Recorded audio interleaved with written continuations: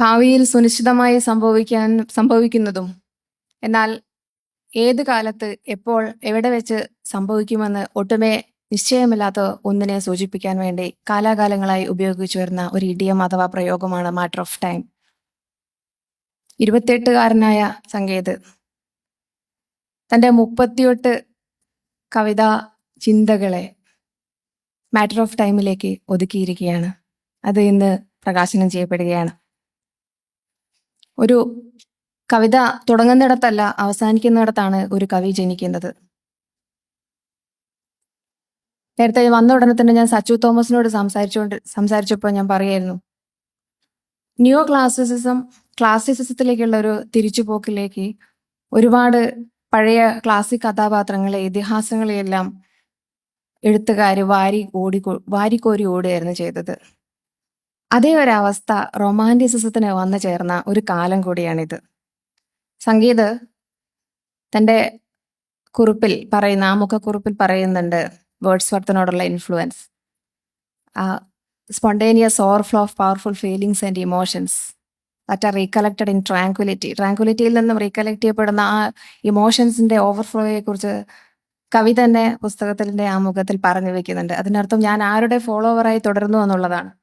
ആ വേർഡ്സ്വർത്തിയൻ കാലത്തിന്റെ, ആ റൊമാൻറ്റിസിസത്തിന്റെ ഒരു തിരിച്ചുവരവ് എന്ന രീതിയിൽ നിയോ റൊമാൻറ്റിസിസം മൂവ്മെന്റിന്റെ ഒരു ഭാഗമായിട്ട് മലയാളത്തിൽ നിന്നും ഒരു പുതിയ എഴുത്തുകാരൻ, ഒരു കവി ഉയർന്നു വരികയാണ്.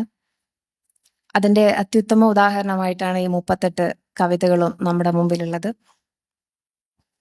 വായിക്കുമ്പോൾ തീർത്തും നമ്മളിങ്ങനെ അത്ഭുതത്തിന്റെയും തത്വങ്ങളുടെയും റൊമാൻറ്റിക് പോയറ്റ്സ് ഫിലോസഫി എങ്ങനെയായിരുന്നു അവരുടെ കവിതകളിൽ ഒളിപ്പിച്ചു വെച്ചിരുന്നത്. ഏറ്റവും ഉദാഹരണമായിട്ടും എനിക്ക് തോന്നുന്നു സംഗീതത്തിന്റെ ഒരു ക്രിയേറ്റീവ് റൈറ്റിങ്ങിന്റെ ആദ്യ പടിയിലുള്ള ഒരു മോഡൽ എന്നുള്ള രീതിയിൽ എനിക്ക് തോന്നുന്നു വേർഡ്സ്വർത്തിനെയാണ് കണ്ടതെന്ന്.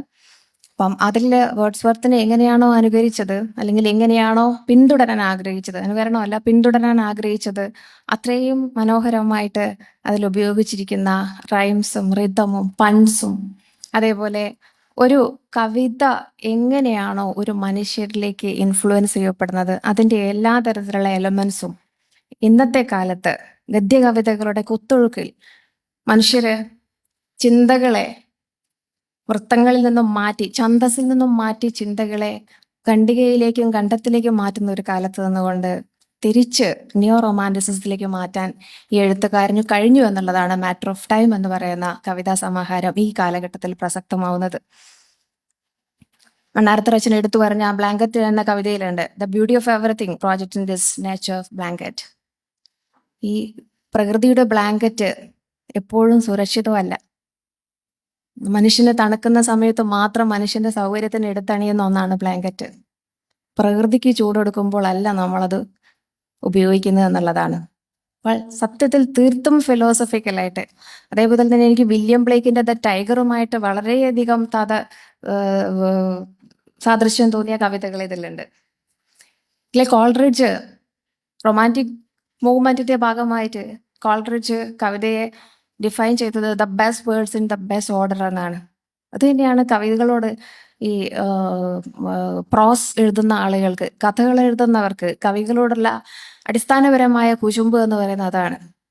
ലോകത്തുള്ള ഏറ്റവും മികച്ച വാക്കുകൾ ഊറ്റിയെടുത്ത് അതുപോലെ പ്രയോഗിക്കാൻ അറിയുന്ന ഒരു പ്രത്യേക സ്പീഷീസിൽപ്പെട്ട ഒരു പ്രത്യേക വിഭാഗങ്ങളാണ് ഈ കവികൾ എന്ന് പറയുന്നത്.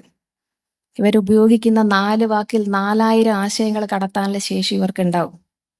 4000 സെന്റൻസ് എഴുതി കഴിഞ്ഞാലും ആ 4 വാക്കിന്റെ ഒരു ഗുണത്തിലേക്ക് എത്താൻ പലപ്പോഴും കഥാകൃത്തുക്കൾക്ക് കഴിയാറില്ല.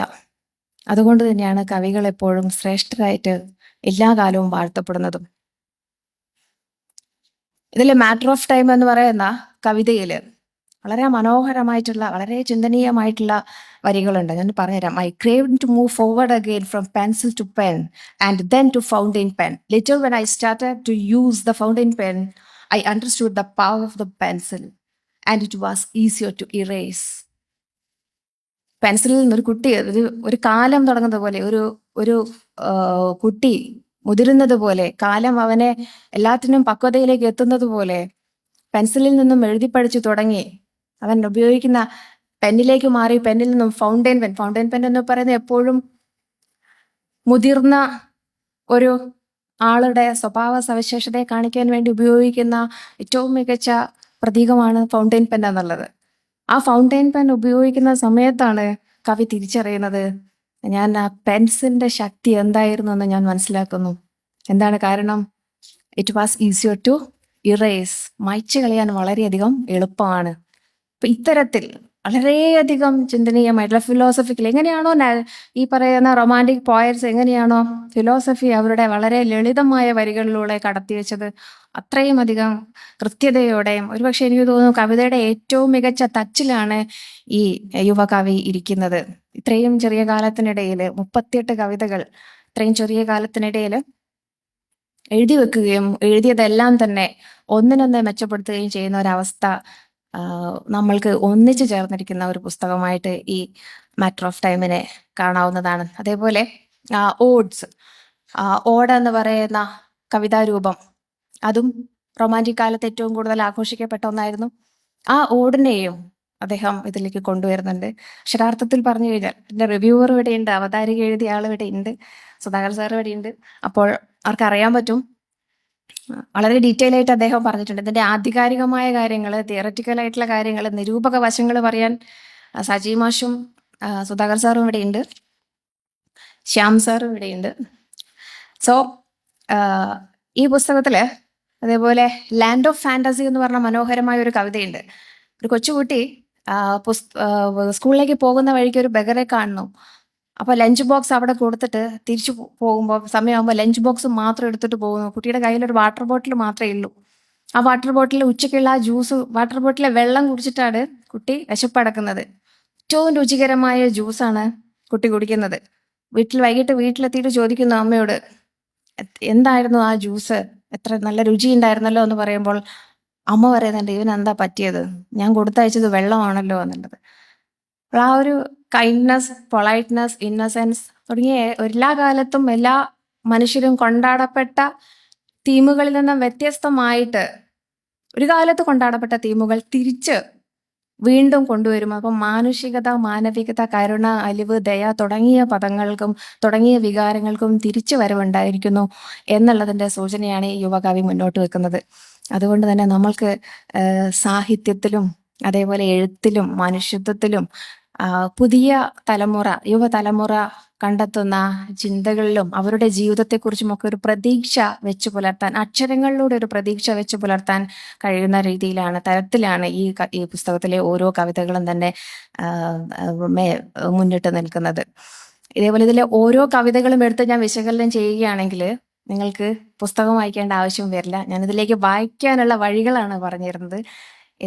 ഇതേപോലെ തന്നെ ഇതിൽ ടു ഹേപ്പൻ, അതുപോലെ തന്നെ rising high, search of paradise പോലുള്ള കഥകൾ. ഈ സെർച്ച് ഓഫ് പാരഡൈസ് ഒക്കെ വായിക്കുന്ന സമയത്ത് എനിക്ക് എഡ്ഗർ അലൻ പോയുടെ ദ റേവൻ പോലുള്ള കഥകളൊക്കെ, നോ മോർ നെവർ മോർ എന്ന ഒരു പക്ഷി വന്ന് സ്പീക്കറോട് പറയുന്ന ഒരു കവിതയുണ്ട്, അലൻ പോയുടെ ദ റേവൻ. അലൻ പോയ അല്ലായിരുന്നോ മാഷെ? സജയ് മാഷെ, അത് അലൻ പോയുടെ അല്ലായിരുന്നോ? അലൻ പോ അല്ലായിരുന്നോ റേവൻ? ആ, അപ്പൊ അതില് ഈ നോ മോർ നെവർ മോർ എന്ന് പറയുന്ന ഒരു പക്ഷിയുണ്ട്. ഇതേപോലെ ഈ പറയുന്ന ഭാവനയിൽ കുറച്ചും കൂടെയൊക്കെ ഒരു മിസ്റ്റിക്കലി കുറച്ചും കൂടെയൊക്കെ എക്സ്ട്രാ എലമെന്റ്സിനെല്ലാം കൂട്ടി വെച്ചുകൊണ്ട് ജീവിതത്തിന് വളരെ ഏറ്റവും മികച്ച ഫിലോസഫിക്കലായി എന്നാൽ ലളിതമായിക്കൊണ്ട് അച്ചടക്കത്തോടെ അടുക്കും ചിട്ടയോടെ അതിന് വേണ്ടിയിട്ട് ഇതിൽ നല്ല രസകരമായ റൈസിങ് ഫാളിങ് ടോൺസ് ഒക്കെ ഉണ്ട്. നല്ല റിതം യൂസ് ചെയ്തിട്ടുണ്ട്. അപ്പം ഒരു സിംപ്ലിസിറ്റിയിലൂടെ, ലാളിത്യത്തിലൂടെ, ഇതേപോലെ തന്നെ ഈ പറയുന്ന റൊമാൻറ്റിക് പോയറ്റ്സ്, പ്രത്യേകിച്ചും വേർഡ്സ്വർത്തിനെ പോലുള്ള ആളുകളൊക്കെ ശക്തമായി മുറുകെ പിടിച്ചിരുന്ന ഒരു വാദമാണ് നാച്ചുറലിസം എന്ന് പറയുന്നത്, പാൻതയിസം എന്ന് പറഞ്ഞിരുന്നത്. അത് കൃത്യമായിട്ട് തൻ്റെ ഐഡിയോളജി എന്താണോ, താൻ എന്തിനു വേണ്ടി നിലകൊള്ളുന്നുവോ, എന്താണ് തൻ്റെ മുന്നിലുള്ള ഐഡിയോളജി എന്താണെന്ന് കൃത്യമായിട്ട് സംഗീതത്തിൽ പറഞ്ഞു വെക്കുന്നുണ്ട്. അത് ഒരു നേച്ചുറലിസ്റ്റിക് കൺസേൺ മാത്രമാണ്. കുക്കു ബേർഡ്സിന്റെ ഔട്ട് എ കുക്കു ബേർഡ് എന്ന് പറയുന്ന ആ കവിതയിലും ഇതേ ഒരു കൺസെപ്റ്റ് സംഗീതം കൊണ്ടുവരുന്നുണ്ട്.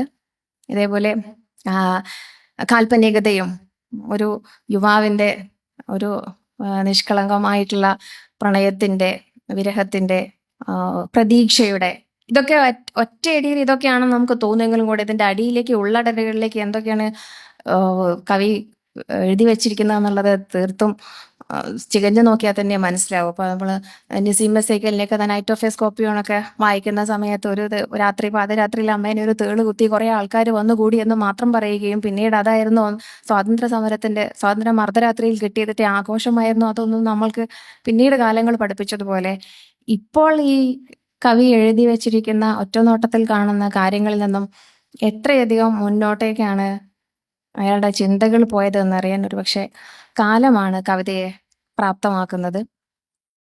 ആ ഒരു പ്രാപ്തിക്ക് ഏറ്റവും കൂടുതൽ യോഗ്യമായിട്ടുള്ള ഒരു കവിതാ സമാഹാരം കൂടിയാണ് ഈ മാറ്റർ ഓഫ് ടൈം എന്നുള്ളത്.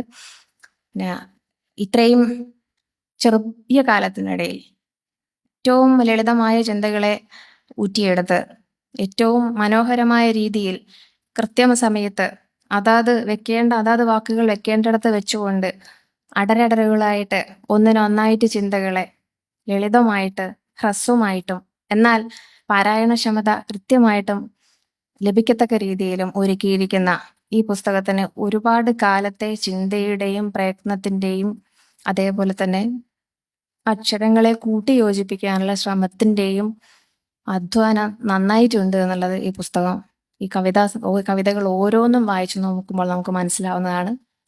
ഇതിന്റെ ഓരോ കവിതകളും എടുത്ത് ഒന്നൊന്നായിട്ട് വിശദീകരിക്കണം എന്ന് എനിക്ക് ഭയങ്കര ആഗ്രഹമുണ്ട്. പക്ഷെ അതോടുകൂടി ഈ പുസ്തകം നിങ്ങളുടെ അലമാരയിൽ നിന്നും അപ്രത്യക്ഷമാവുന്ന അത് ഇല്ലാത്ത അവസ്ഥ ഉണ്ടാവരുത്. അതുകൊണ്ട് തീർച്ചയായിട്ടും വായിച്ച് തുടങ്ങുന്നവർക്കും എഴുതി തുടങ്ങുന്നവർക്കും വായിച്ച് ഇരുത്തം വന്നവർക്കും ഇന്നത്തെ തലമുറ കൊണ്ടാടപ്പെടുന്ന ചിന്തകളെ, അവരുടെ കഴിവുകളെ, അവരുടെ സ്വാധീനങ്ങളെ ഇന്ന് മലയാളത്തിൽ പ്രശസ്തരായിരിക്കുന്ന ഒരുപക്ഷെ വേൾഡ് ലിറ്ററേച്ചറിലും ഏറ്റവും കൂടുതൽ പ്രശസ്തരായിരിക്കുന്ന ആളുകൾ ഒന്നും തന്നെയല്ല ഇപ്പോഴത്തെ കവികളെ, യുവ കവികളെ ആകർഷിച്ചിരിക്കുന്നത് എന്നും അതൊക്കെ കവിതയുടെ ടച്ച് കൃത്യമായിട്ട് പണിത് വെച്ച മഹാന്മാരുടെ മാത്രം വഴികൾ പിന്തുടരുന്നവരാണെന്നും ഒന്നുകൂടെ ഓർമ്മിപ്പിച്ചുകൊണ്ടാണ് ഈ മാറ്റർ ഓഫ് ടൈം ഞാനിവിടെ അവതരിപ്പിക്കുന്നത്. അതിലെ ഒരുപാട് കവിതകൾ 38 കവിതകൾ 38 വ്യത്യസ്ത ചിന്തകൾ 38 വ്യത്യസ്ത ലോകങ്ങളിലേക്ക് നമ്മളെ നയിക്കുന്നതാണ്. തീർച്ചയായിട്ടും ഇത് ഓരോരുത്തരും വായിക്കണം, വാങ്ങി വായിക്കേണ്ട വേണം. ഇത് ഒരിക്കൽ പോലും നമ്മുടെ പുസ്തക ശേഖരത്തിലെ ഒരു പൊടി പിടിച്ച് കിടക്കുന്ന ഒരു പുസ്തകമായി ഒരിക്കലും മാറില്ല എന്ന ഉറപ്പ് ഞാൻ തരുന്നു. നന്ദി.